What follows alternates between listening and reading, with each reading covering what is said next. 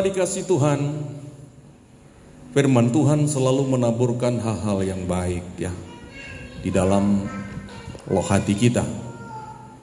Tetapi pada waktu malam iblis menaburkan benih lain, yaitu lalang. Di dalam gereja ini ada lalang, ada gandum. Amin. Lalang nanti dicabut duluan, lalu diapakan? Dibakar. Sedangkan gandum dimasukkan dalam lumbung Tuhan. Lalang dan gandum di dalam gereja ini harus tumbuh bersama-sama. Jangan dicabut lalangnya, biarin aja. Nanti kalau lalang itu dicabut, gandumnya ikut tercabut.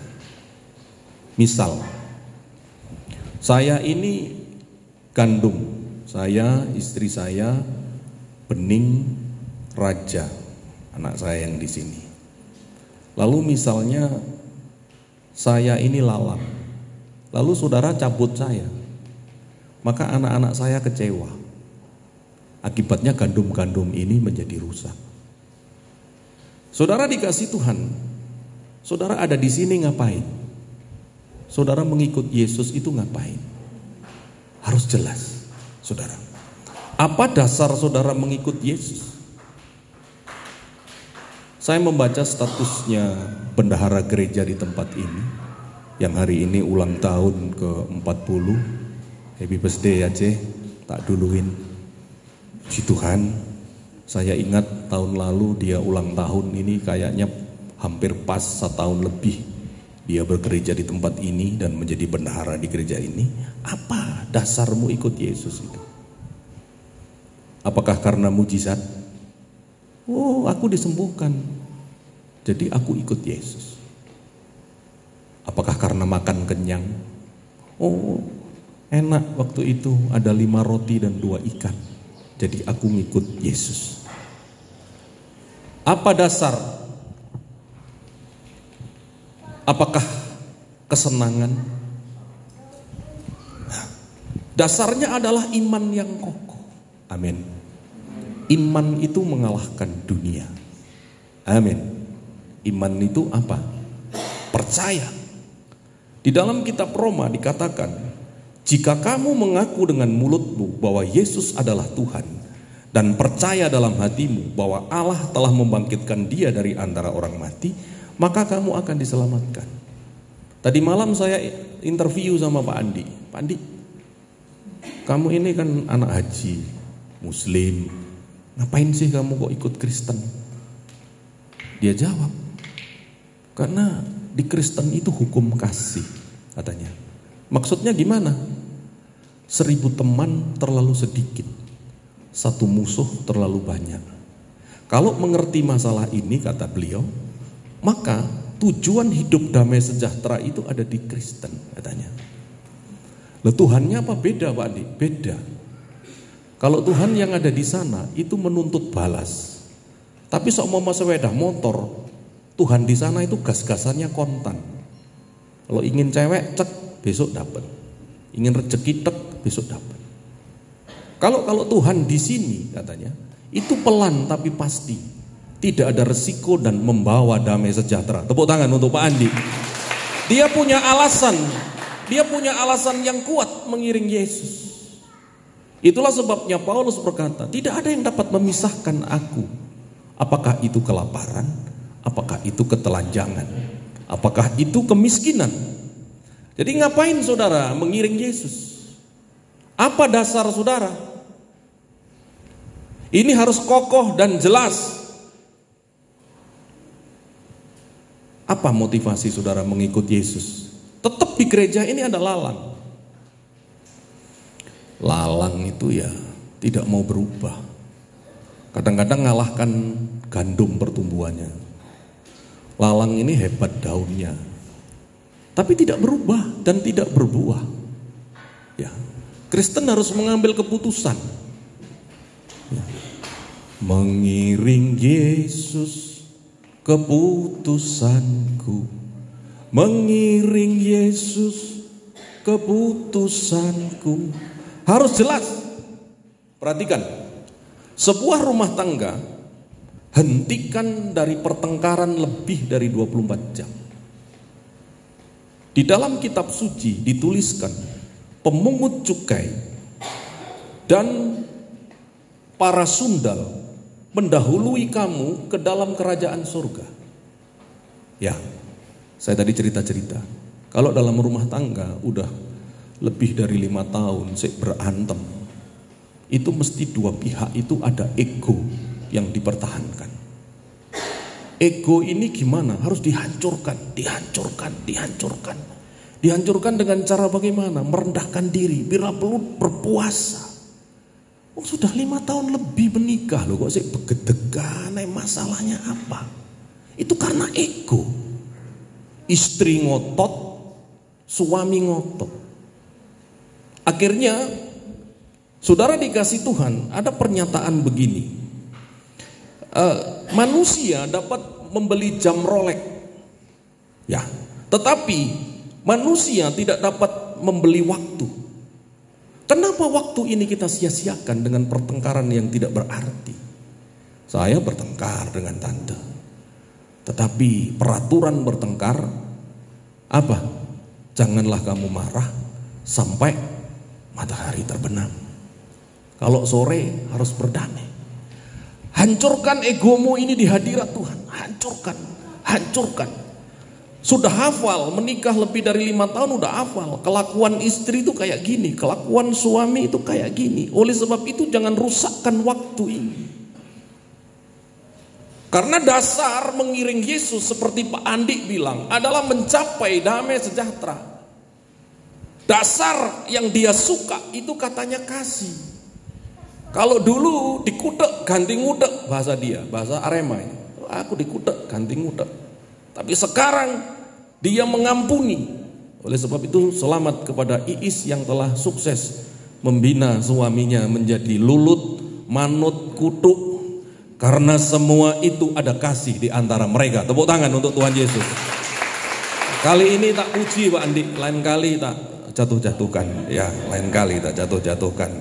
Saudara dikasih Tuhan, jadi apa dasar kita mengiring Yesus kok tidak selesai-selesai masalahmu ini? Apa? Apakah kalau engkau punya mobil engkau akan bahagia? Belum tentu. Apakah kalau engkau punya kekayaan bahagia? Belum tentu. Saya membayangkan seorang sahabat dari sahabat jemaat di tempat ini. Haleluya. Dia naik Ribbon. Dia punya rumah bagus, penghasilan sebulan kotor 4 kali 3, 120 juta. Kalau untung separuh ya paling gocap dia ya 50 juta sebulan. Tapi apa? Ketika istrinya datang bulan, besok rumah sakit. Malam berhubungan, besok rumah sakit. Anda kepingin kayak gitu? Tapi kenyataannya dia ikut live tiap hari. Lebih berharga mana hidupmu? Rumah punya, penghasilan gocap, 50 juta banyak saudara. Ya, kendaraan bagus. Tapi tidak pernah menikmati hidup sebagaimana yang saudara nikmati. Itulah 2 hari lalu dia bilang, Tuhan beri saya kekuatan. Artinya saudara, orang yang sedemikian itu saja masih mengucap syukur, masih berterima kasih. Dia tidak bisa berhubungan secara kuat. Saudara, saya dengan adanya Piala Dunia di Qatar ini, saya mengamati Ronaldo. Ronaldo itu dianggap kuda tua dalam dunia persepak bolaan. Setelah saya searching, ternyata dia umur 37 tahun. Di dunia sepak bola, 37 tahun itu dianggap pemain tua. Tetapi kenyataannya Ronaldo ini bisa lari menyamai pemain-pemain umur 23, 24. Setelah saya lihat rekam jejaknya, Ronaldo ini saudara, dia tidur 5 kali sehari. Setiap tidur itu 1,5 jam. Berarti berapa itu? Sekitar 7,5 jam satu hari. Lalu kegiatannya dia adalah makan sehat. Dan dia olahraga lelah, dia tidur. Olahraga apa itu? Gym apa? bokongnya digoyang-goyang, dia olahraga, dia menggunakan pola hidup sehat. Lalu dia diwawancarai di sebuah TV di Qatar. Apa rahasia Anda sukses? Dia bilang, rahasia sukses itu tidak hanya memiliki bakat, tetapi melatih diri secara disiplin. Saudara dikasih Tuhan, kenapa kita tidak belajar dengan orang-orang sukses? Dia melatih diri dengan disiplin. Begini maksud saya berbicara. Kita bisnis ya. Ada banyak pendeta hebat di luar. Melayani di sana, melayani di sini, melayani KKR di sana, KKR di sini. Tapi rumah tangganya hancur. Saudara bisa hebat di luaran, uangmu bisa banyak. Tetapi rumah tanggamu bagaimana? Halo, rumah tanggamu bagaimana? Istri perlu pelukan, istri perlu uang, perlu pelukan. Laki-laki normal itu seminggu lah minimal sekali sibuk melakukan hubungan intim suami istri. Ya, itu lakukan. Kalau kamu merasa kurang sehat, belajar sama Ronaldo. Dia melatih dirinya sedemikian rupa supaya ada keseimbangan. Amin. Keseimbangan. Kekayaan tidak menjamin bahagia, tidak kaya juga tidak senang. Oleh sebab itu, mari kita menjaga keseimbangan antara dunia kerja dan dunia rumah tangga. Ya. Kemarin ada cowok dari Tanggul. Dia minder sekali. Dia sarjana, dia naik ribon, dia keluarga baik-baik, mamanya sampai sibuk mencarikan jodoh, saudara. Terus dia tanya sama saya, "Om, saya enggak pede." Sudah, kamu enggak usah repot, tugasmu pokoknya besok mandi, sisir, nanti tak kenalkan sama cewek. Perkara jatuh cinta itu bukan urusan kami, tetapi urusan kamu jangan terpuruk. Saudara dikasih Tuhan, maksud saya berbicara bahwa ada keseimbangan. Saudara boleh hebat di luar, tetapi harus memperbaiki yang ada di dalam. Bisa berkata amin? Coba perhatikan. Dalam 1 bulan engkau bertengkar berapa kali dan masalahnya itu apa sih?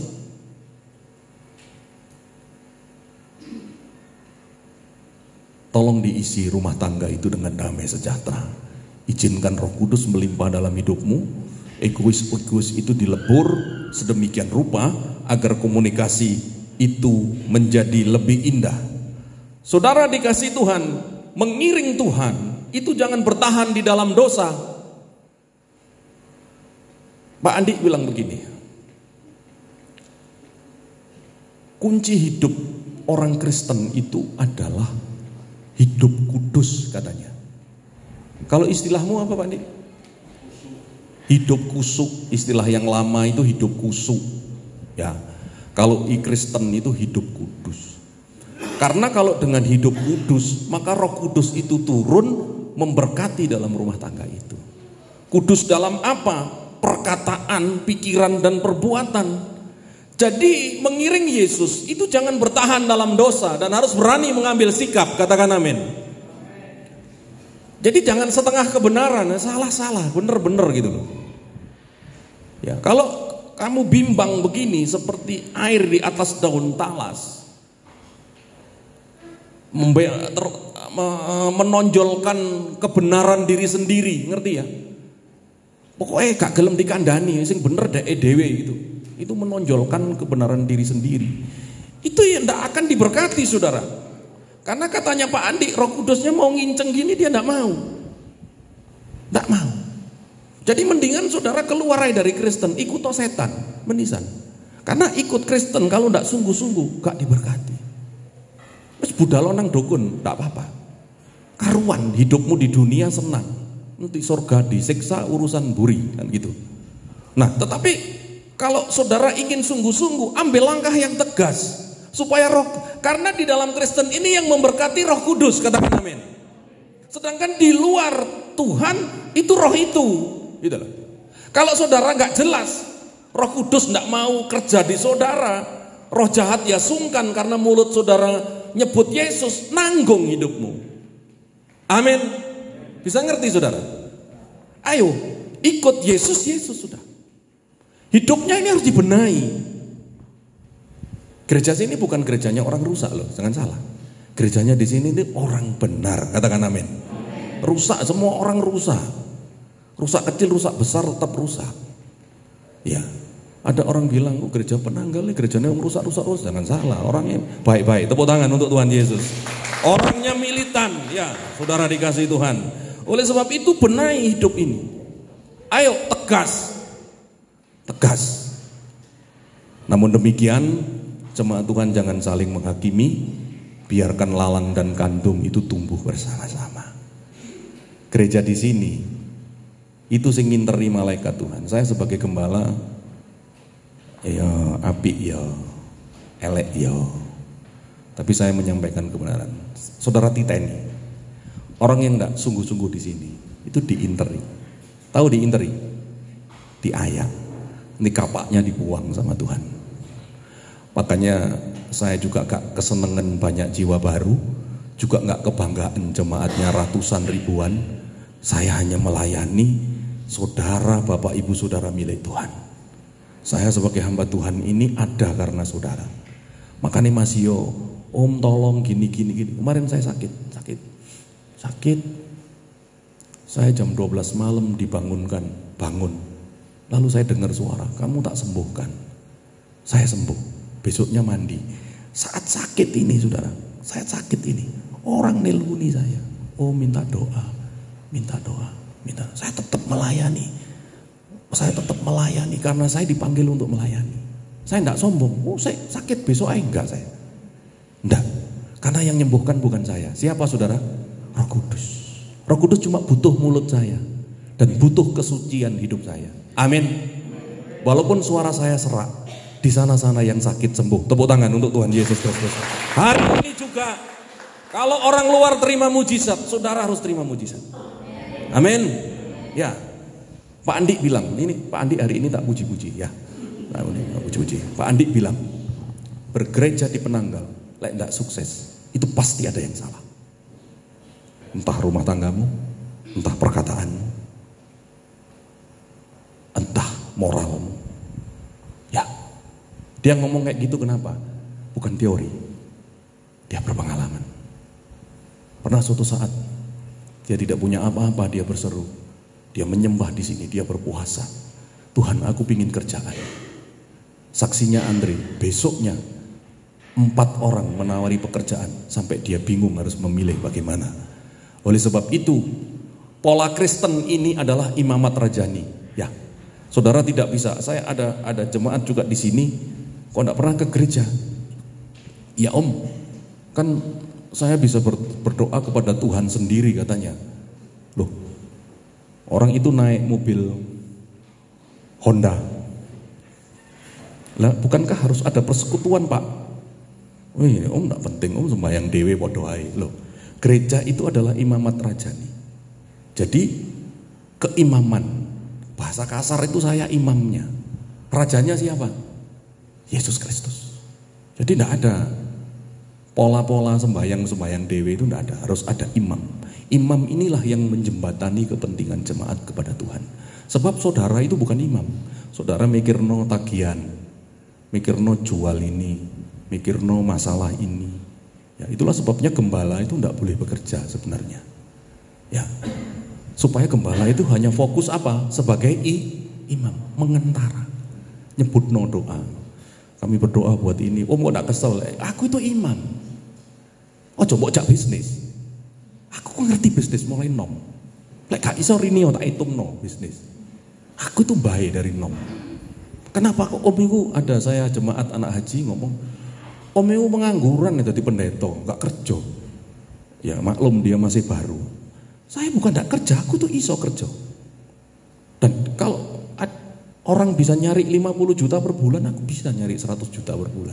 Karena dari muda saya bisnis. Tetapi saya menghambakan diri di sini. Menghambakan diri untuk melayani Tuhan.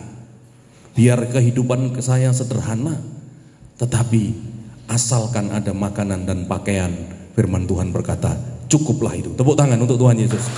Mari di akhir tahun 2022 ini, Tema tahun 2002 ini adalah tahun kelonggaran. Ya, ingat ya, tahun kelonggaran. Kemarin saya khotbah, saya canangkan tahun 2022 adalah tahun kelonggaran.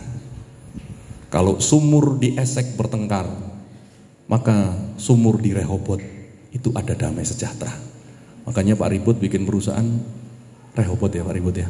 Ya, karena tahun ini tahun Rehobot, tahun kelonggaran. Ada kelonggaran, ada kesempatan.